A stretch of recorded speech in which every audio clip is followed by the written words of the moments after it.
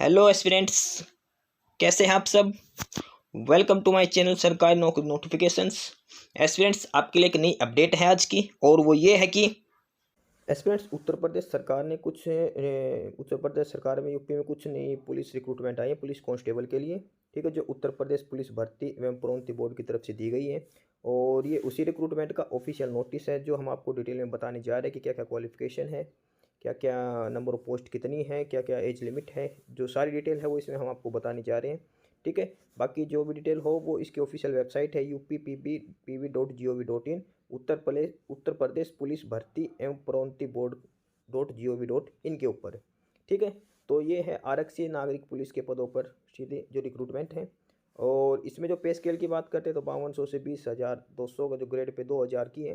ठीक है, और जो नया पे स्केल है इसका 21,700 के अंडर में ये रिक्रूटमेंट करवाए, यानी कि बेसिक जो हो जाएगी इनकी 21,700 है। ठीक है, इसमें सबसे पहले नंबर ऑफ पोस्ट की बात करते हैं कि क्या क्या कितनी कैटेगरी, किस कैटेगरी के लिए कितनी नंबर ऑफ पोस्टें हैं। ठीक है, तो ये अलग अलग कैटेगरी के हिसाब से मेल और फीमेल दोनों की मिक्स कर टोटल पोस्टें दे रखी हैं।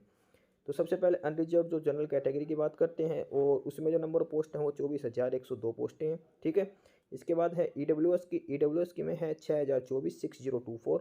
इसके बाद है ओबीसी कैटेगरी के लिए, ओबीसी के लिए है 16,264 16,264। ठीक है, इसके बाद है एससी कैटेगरी के लिए, एससी के लिए 12,650 है। और लास्ट है एसटी कैटेगरी के लिए, इसके लिए 1,204 पोस्ट है। Overall total number of post की बात करें तो 60,244 60,244 ये टोटल नंबर ऑफ पोस्ट हैं जो कांस्टेबल के लिए जो अभी है यूपी पुलिस के लिए।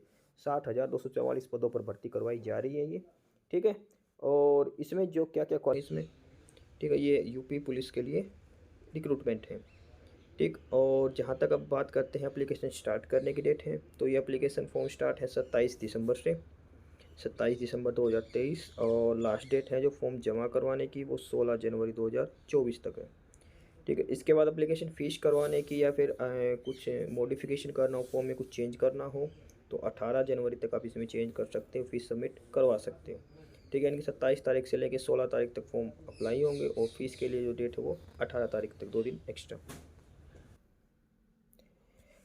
इसके बाद एप्लीकेशन फ़ीस की बात करते हैं तो इसमें 400 रुपये एप्लीकेशन फ़ीस लगेगी, यानी कि जो फॉर्म अप्लाई करने के लिए जो फ़ीस है 400 रुपये की एप्लीकेशन फ़ीस है, सभी के लिए फ़िक्स है, ये 400 रुपये ही लगेंगे, कोई इसमें रिलैक्सेशन इन्होंने नहीं दे रखा है।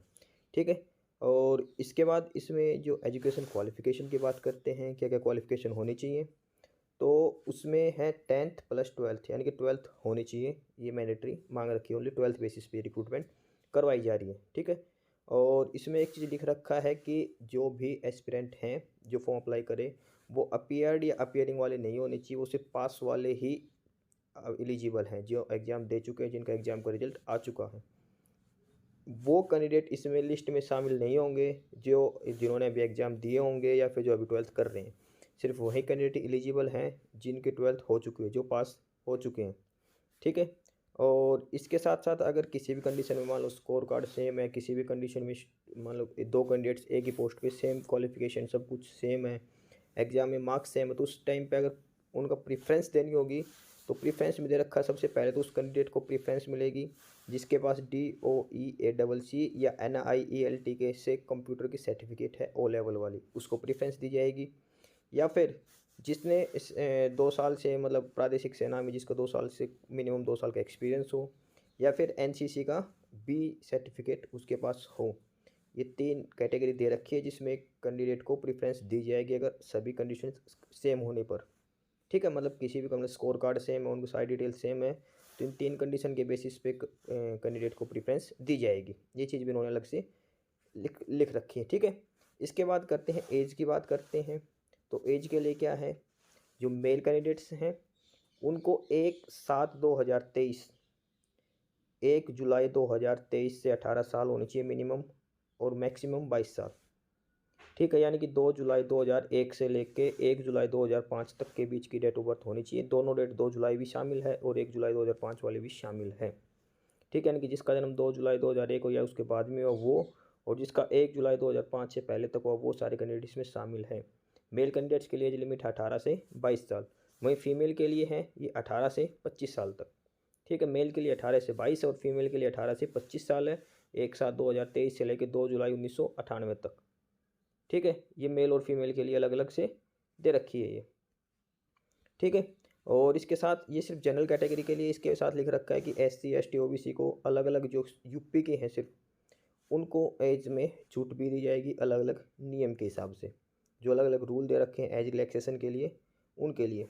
ठीक है, और इसके बाद एक और कंडीशन लिख रखी है वैवाहिक परिस्थिति में। इसमें लिख रखा है कि जो भी मेल कैंडिडेट्स हैं उनके जिसके पास एक से अधिक शादी कर रखी है, एक से अधिक पत्नी, उनको अलाउड नहीं है। ठीक है, यानी कि बाईगैमी या पॉलीगैमी अलाउड नहीं है।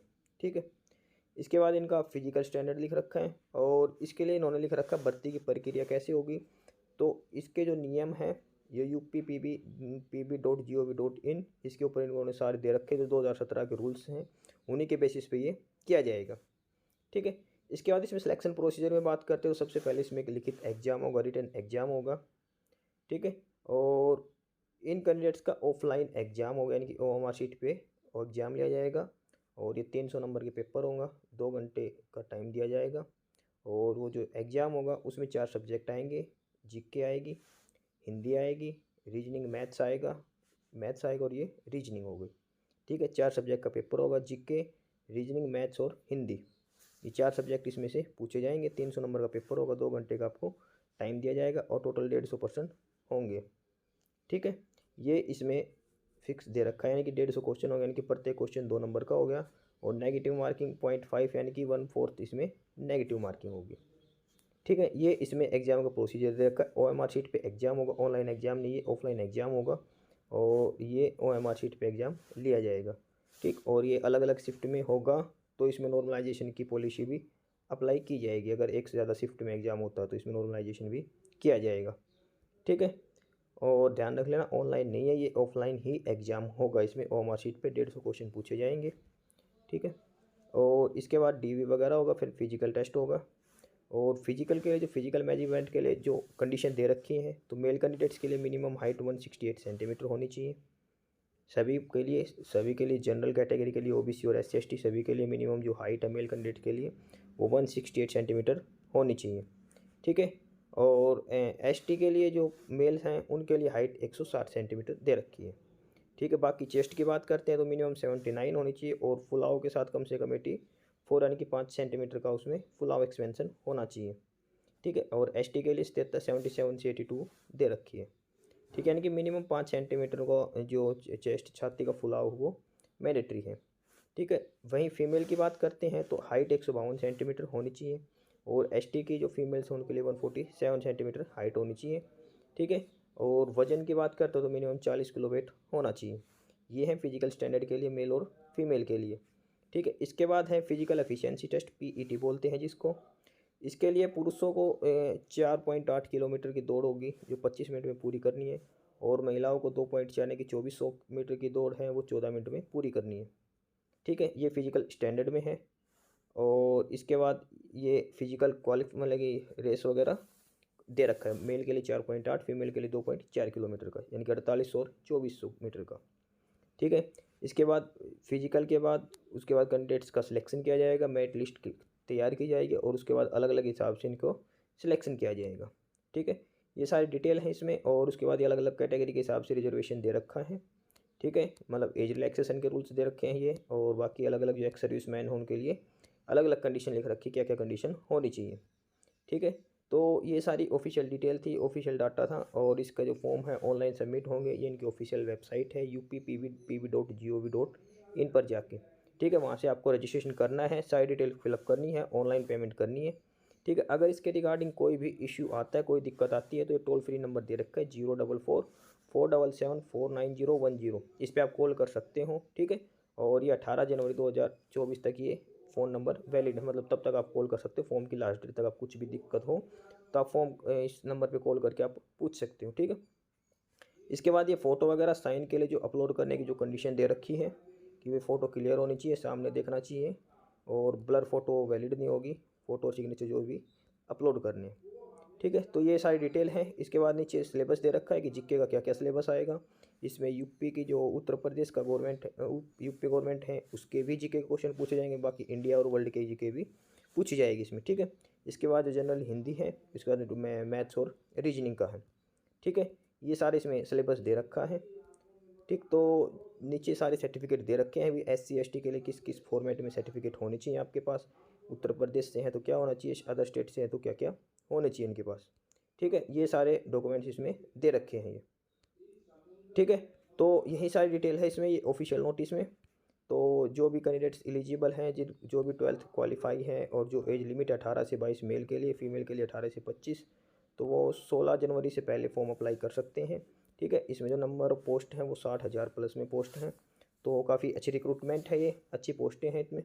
तो जल्दी से जल्दी इसको अप्लाई कर दी, क्योंकि लास्ट डेट में आके कई बार साइट चलने का भी इशू हो जाता है। ठीक है, तो यही सारी इन्फॉर्मेशन है इसमें। बाकी नई अपडेट्स के लिए, नई इन्फॉर्मेशन के लिए आप हमारे चैनल सरकारी नौकरी नोटिफिकेशन सब्सक्राइब जरूर करें। वीडियो को लाइक करिए, शेयर करिए, जुड़े रहिए हमारे साथ। मिलते रहेंगे नए अपडेट्स के साथ।